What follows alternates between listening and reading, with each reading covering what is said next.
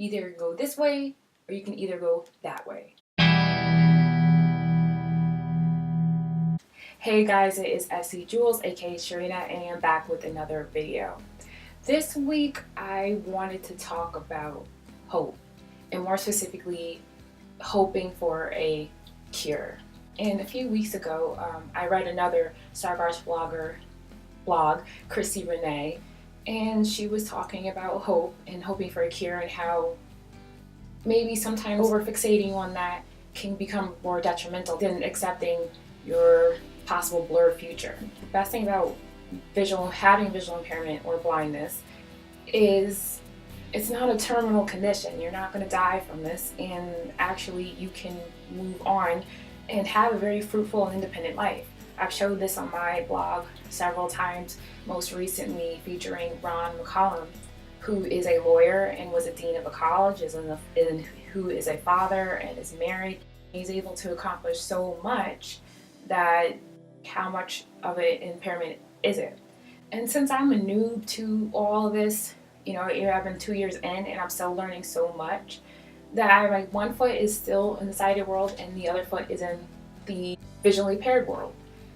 Most of my experiences have been as a sighted person, and with the amount of residual vision that I have left, I still have a lot of visual experiences. So it is hard to kind of give up that past and that knowledge in the world of what your life is going to be like. And it's hard. It's not the end of your life. It's just that this visual experience is going to be more limited. And it is frustrating. And when I was first diagnosed, like everyone, you're frantically searching for any information, if there's any treatment or a cure or anything. And the thing is that if I was diagnosed, say even 10 years ago, there wasn't really anything being developed. But now there is, and potentially within my lifetime, and even within the next 5 years, there could be a treatment for retinal eye conditions like Stargards. And that's, really fantastic. The reason why I'm making this video is because I know that there's some people I've met who've dealt with visual impairment like their whole entire life, and that it is a part of how they live. It's a part of their identity. It's a part of who they are, and it's made them who they are. And I don't want to, want people to think that I'm one of those people who thinks that a cure is going to fix people, because I do know that some people do look at visual disability as more of a social issue rather than a medical issue.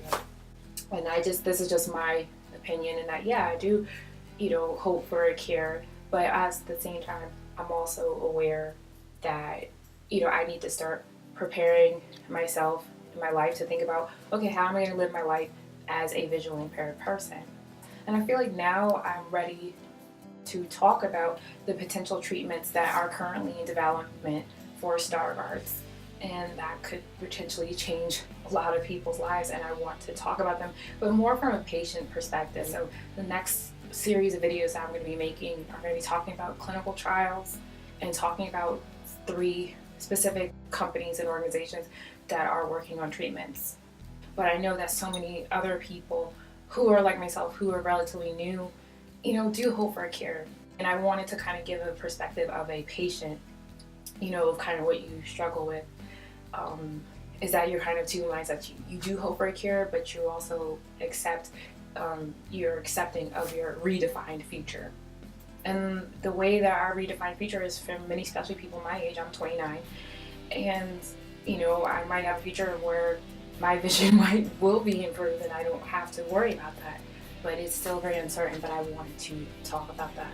And otherwise, I will see you in the next video. Bye-bye.